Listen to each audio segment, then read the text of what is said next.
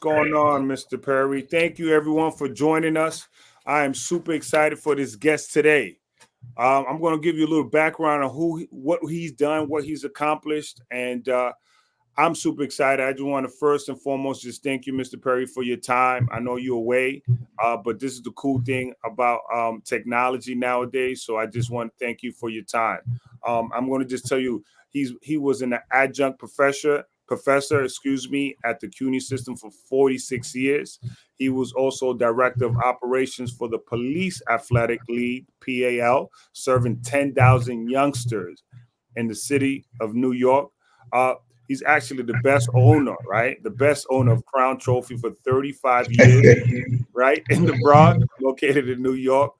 He's also in a new journey that we'll be talking, not new journey, but new turnings, I want to call it. And we're going to dive a little deeper on that part. He's a motivational and transformational speaker. I want to welcome you, the one and only Mr. Greg Perry. Thank you again, Mr. Perry.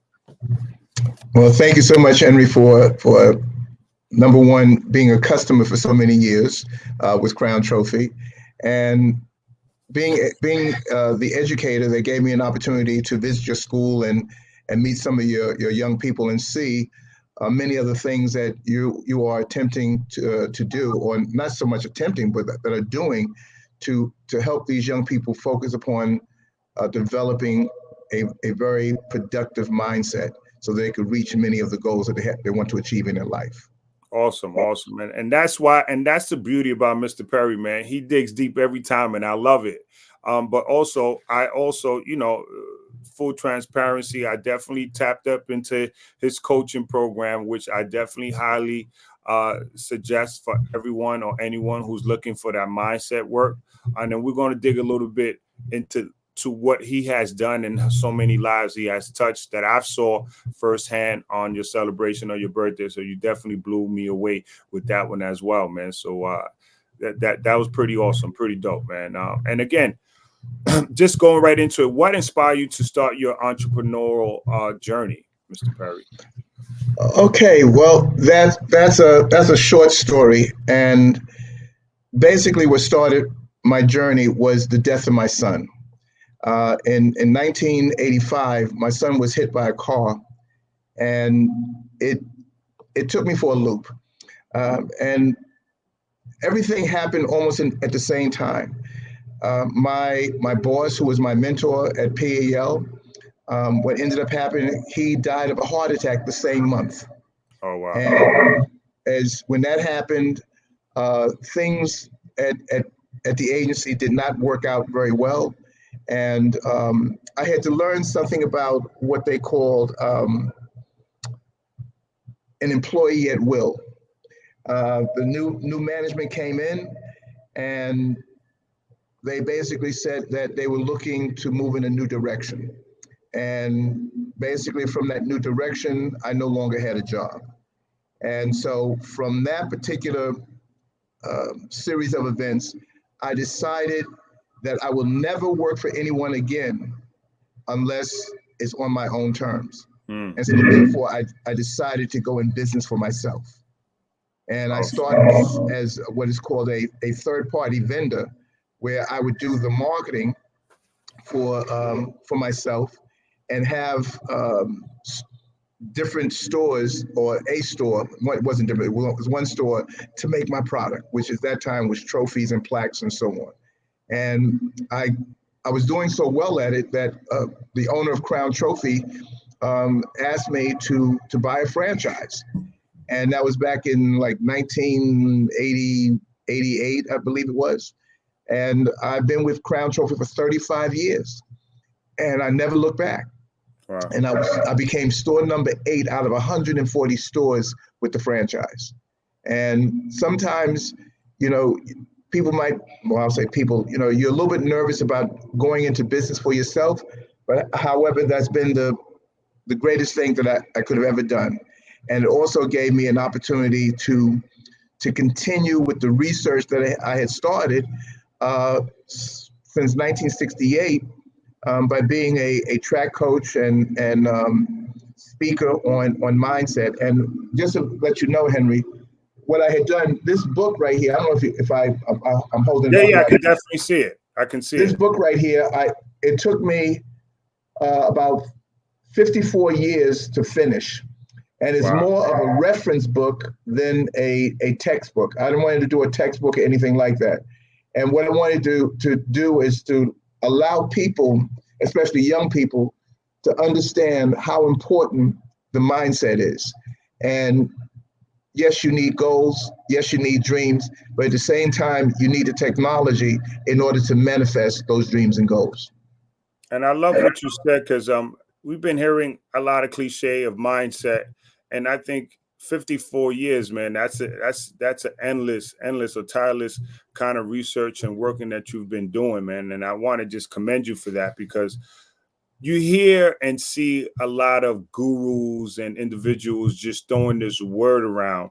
And it's basically, I honestly, and it's just a personal thing right now, I think it's getting a little tiring, because they're just throwing it just to throw it. But you have been really living this stuff, doing this stuff. And I just want to know a little bit more about the track coach and some of the lives. And I've seen a whole lot of lives that you transformed.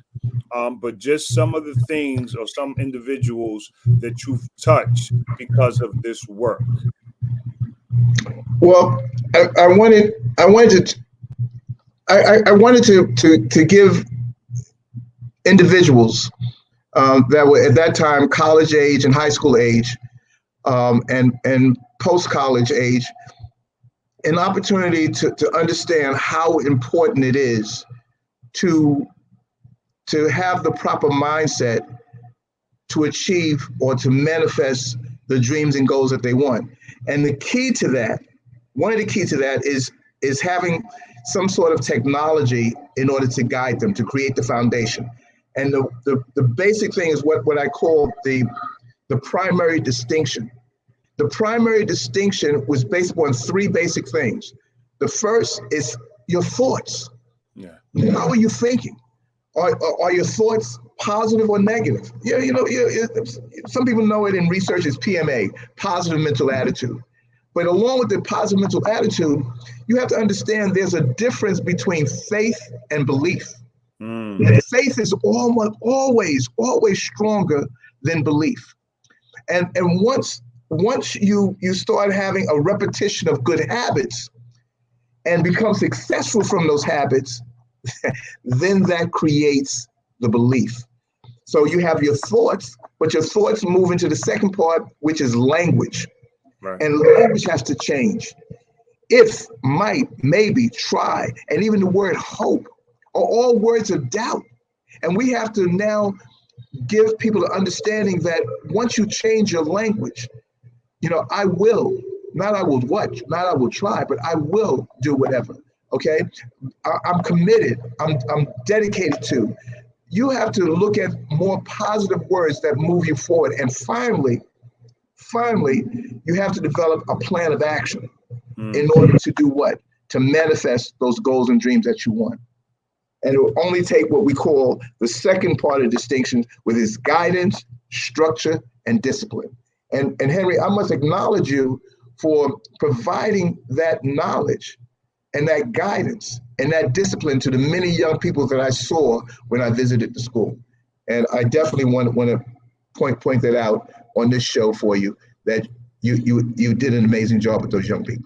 And thank you so much. And that's just why we connected, Mr. Perry. We have been doing this for a long time, and I see a lot of me and you.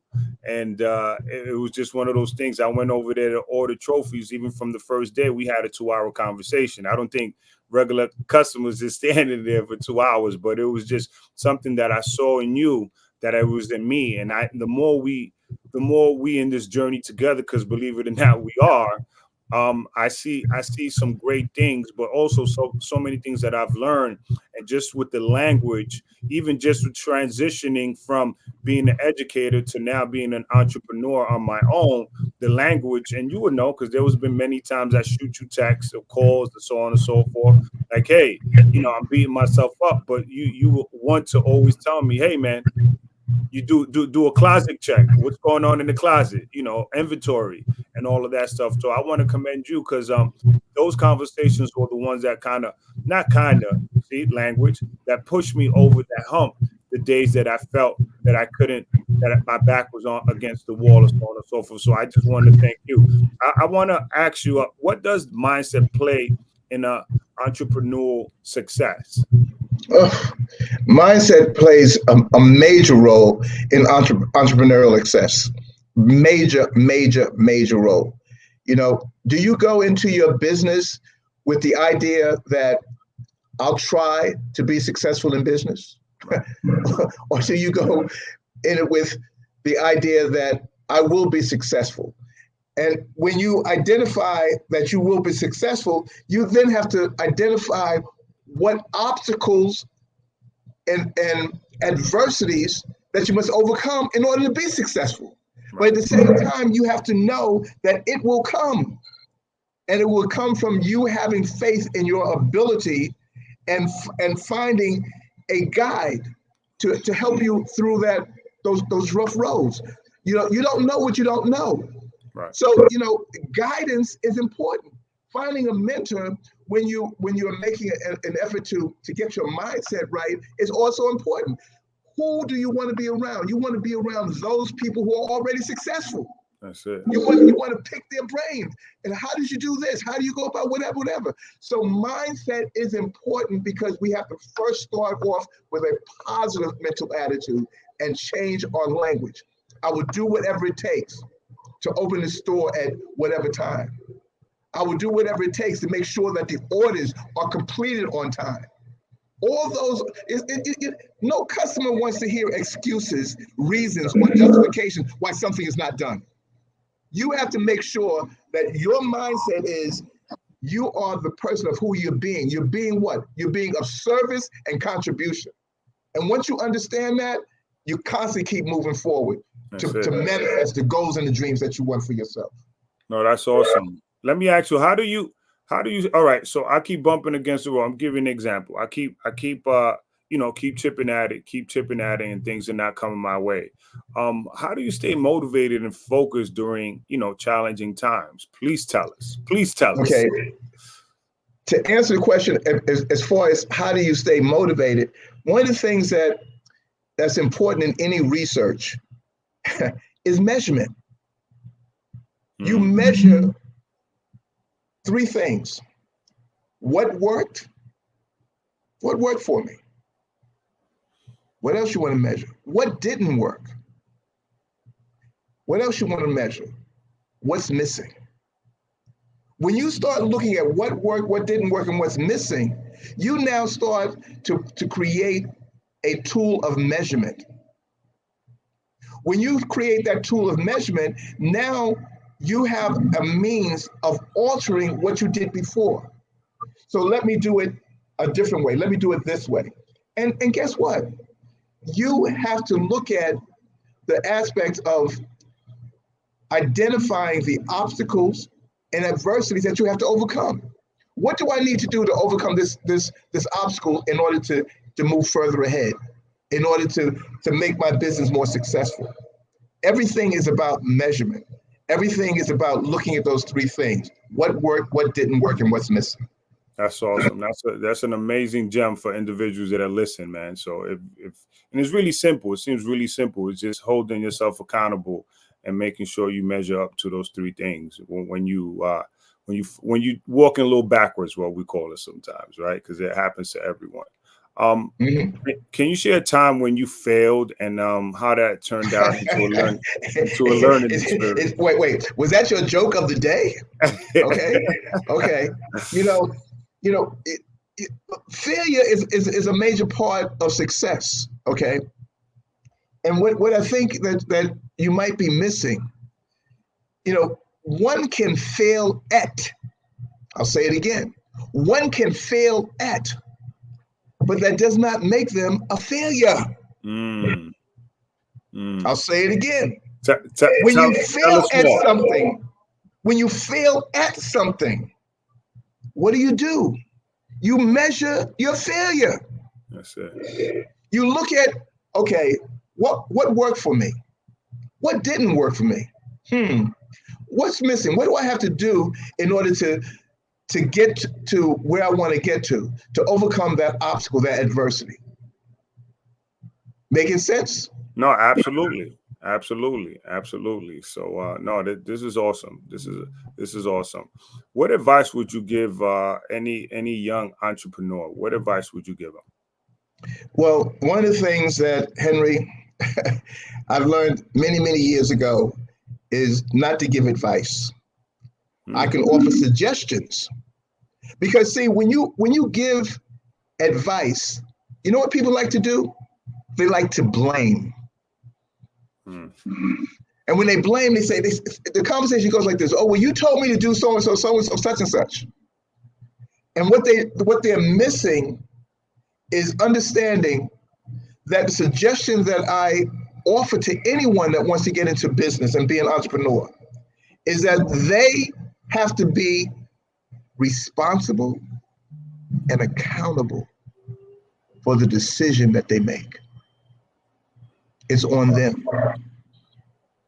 You don't look for excuses, reasons, justifications, and blame to put on other people, because this is your business, and you have to find the best way to be successful.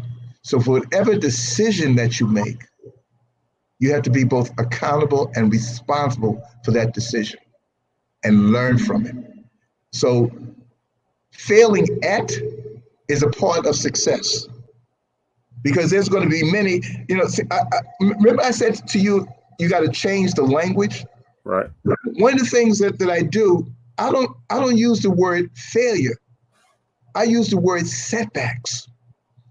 And we're going to have many setbacks in our life. Absolutely. So a setback is a failure at something, but it does not make you a failure.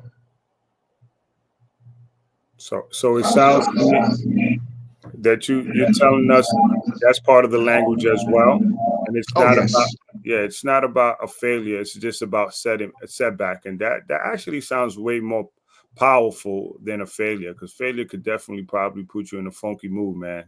But that's some great stuff there, Mr. Perry. How important is self-care for entrepreneurs? I think especially entrepreneurs. Well, self-care is very, very important.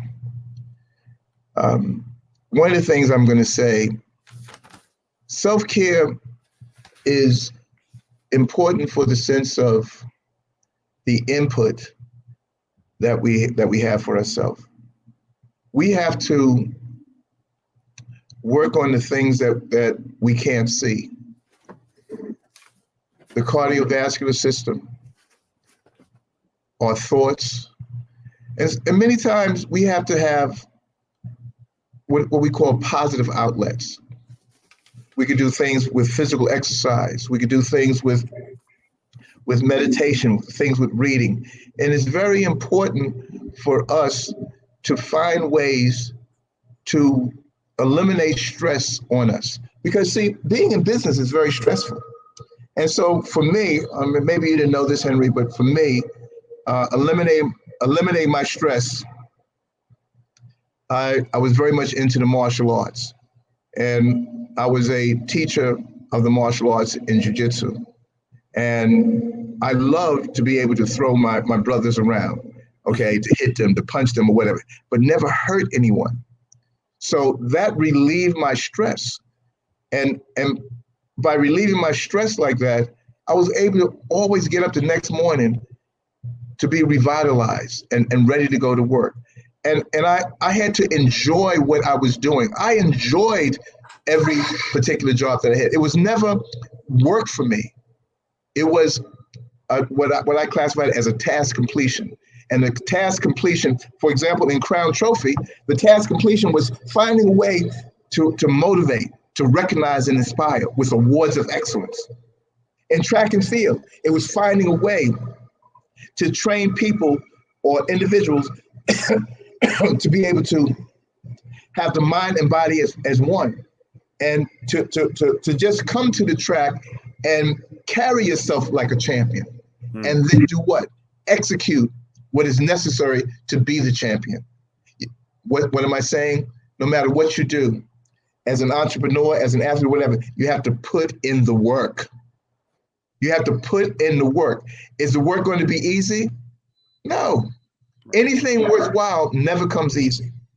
And that's what our young people have to understand, that they have to put in the work in order to achieve the goals and dreams that they want. And that they have to have the correct mindset, the correct thinking, and eliminate that negative thinking and do what it takes to achieve the goals and dreams that you want. But at the same time, this might sound a little crazy to you, you have to already know that Henry Perez is a successful entrepreneur in the area of real estate. Did you get it yet? No, but your mindset has to be there. What do you classify as success? What is your definition of success? Henry Perez, you're already successful. Right. And that's what you have to now you in going your head. into coaching. You going into coaching mode right quick. You see, Mr. Perry, you go right into it. You go right into it. And that's the great thing about you, man. You definitely different. And I appreciate just always that honesty with you, man, Mr. Perry. And you went right into coaching. You just went right into it. I love it. I love it. Let me ask you, what's the most important lesson you've learned as an entrepreneur? What's the most important, or at least something that's in the forefront of you? Well, the first thing as an entrepreneur is building relationships with your customers and making them feel valuable and doing whatever it takes to produce a great product for them. And the other thing is never give up. Yeah. Those are the two primary things I would look at. Okay. If you could start all over, Mr. Perry, what would you do differently? What would I do different? It's been a lot of years. I think this was a great question. What would I do different? If you would. What would I do different? Well, right now, I'm not sure, because whatever I would do, I would still have to make mistakes. Mistakes will still be made. So one of the things is to not wait, not procrastinate on what you need to do. You know, if something has to be done, don't wait till later.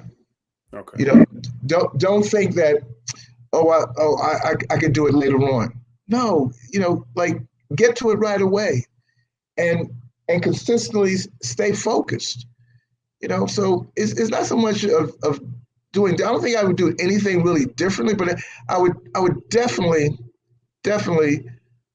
want to stay focused on whatever I'm doing. Totally focused, and find those individuals that are more successful or that are successful and where I want to be. And if anything, I would probably look for more people that can offer guidance and guidance for me to get to where I want to get to. Okay. I would look for more of those people than I did before. You'll be looking for more coaches and mentors and so on. Definitely. Talking to the best people that's out there, the most successful people out there, and just constantly bombarding them with questions. Well, how did you do this? How did you do that? What was the result of this? How many mistakes did you make? Oh, from those mistakes, what did you learn out of it? I'll be constantly asking them questions so that I can be better at what I do. Okay.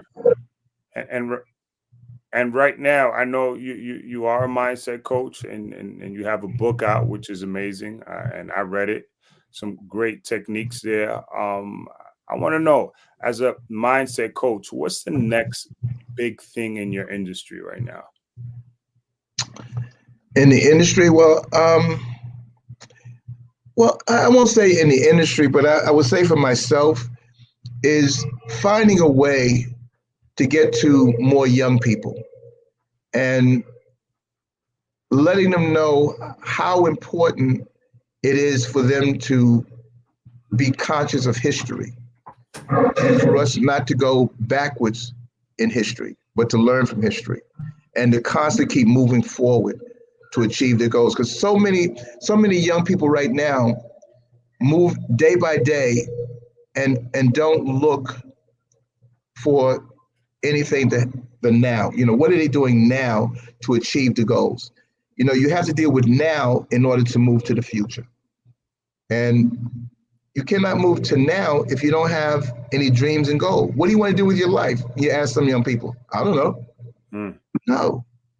They have to start building their foundation now. And that's what we have to, as the adults, as the, they back in my day, they used to call the older people the OGs. Right, right. They were the ones that were out there doing whatever was necessary in order to get ahead. And we always need to find the best ways to move ourselves so that we can support our families and nurture our life.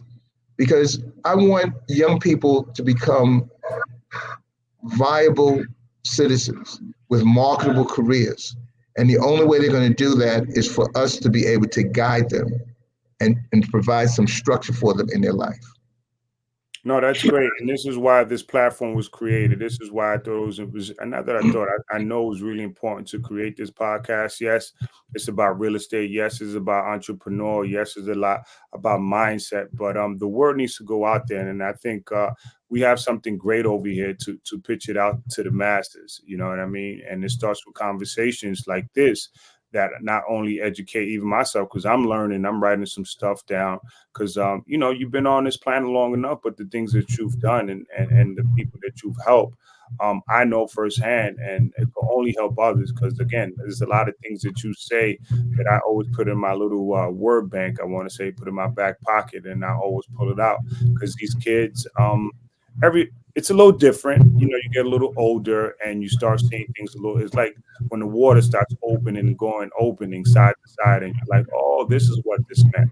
When they're young, they don't really know that. And I think you said it best, or a coach or a mentor or something of that nature to kind of give them the blueprint or the cheat code, what we call nowadays. And it's like, hey, this is how it should be done, or at least this is how it should go. These are your options, but I can't thank you enough for your time, your knowledge. And I know this is not going to be our first and last time connecting via podcast and these channels, because you have a powerful message, Mr. Perry, and we could definitely dive way deep. I want to just touch two more questions before we head out. I know you're busy. I want to know just some names. I know you have someone right now training in the Olympics, which is pretty cool. Just tell me a little about that coach, because when I talked to him, I didn't even know the impact that you had on him, and I was like, oh wow, and that was pretty awesome. Well, first of all, the Salif Mate is the individual from the Bronx that made the Olympic team. And he is in Paris right now and will be competing in the triple jump. That's awesome. He has moved from being ranked 9th in the world to being 5th in the world after he won the NCAA championship. He's a Division I athlete at the Fairleigh Dickinson University. He's an athlete at Fairleigh Dickinson University. And one of the people or the person that is training him is an individual that started with me when he was 16 years old, and Solly is in his 60s right now. And his name is Leroy Solomon, and he is Mate's coach at Fairleigh Dickinson. And Solly also started out with me as a long jump and triple jump competitor, and he ended up getting a scholarship to University of Houston and worked with one of the best coaches out, Mr. Tom Tellez. And he finished his academic career at CCNY and is now working in the private school sector, as well as being a personal coach to Mr. Mate, who is an Olympian. That's awesome. That's awesome. Just to show you, the proof. And by the way, I didn't mean to cut you off, Henry. By the way, Solly works at the store, and he makes your trophies. I know. And he does a heck of a job. You just tell him one time. He's like a human computer. Like bop, bop, bop, bop, and he gets everything done, man. Amazing soul, man. Great spirit as well. So, Mr. Perry, how can we connect with you, man? We want coaching sessions. We want to connect with you. How can we do that? You can do that by going to, oh my God, I'm getting a brainwash right now. Do you have an email? I have an email that is, I have one that's called contact@gpthespeaker. Once again, contact@gpthespeaker.com. And most people have been able to get in touch with me through the one that I've had for the past 46 years, the formula pd4h@gmail.com. Once again, the formula at pd4h@gmail.com. So both of those, they can get in touch with me. The GP, the speaker.com is mainly for individuals that want to meet with me for coaching session or seminars. Okay, great. And how do we, if we want to get our hands on that book, how do we do so? The book is on Amazon, and the book is called Running Between the Raindrops. Okay, I'll put it up again. Running Between the Raindrop is the book, and it's on Amazon, and it is available there. Okay, awesome. Again, thank you, Mr. Perry, for your time. I can't wait to for your future endeavors and all that good stuff that you're going. But more importantly, man, you crushing it. So I want to thank you, and I had a great time. So until the next one. Well, thank you, Henry, for inviting me, and I look forward to meeting with you again. Absolutely.